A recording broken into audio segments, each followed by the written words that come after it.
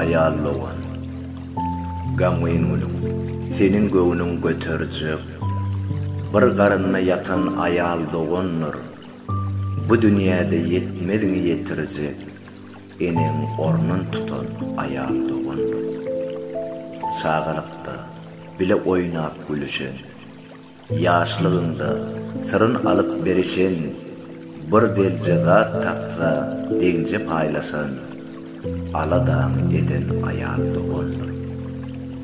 Toýuňa, ýasyna ýaraşyp duran, mudam gujuk açyp garaşyp duran, halyň neçe diýip soraşyp duran, derdin den çekşen ayal dogonlar.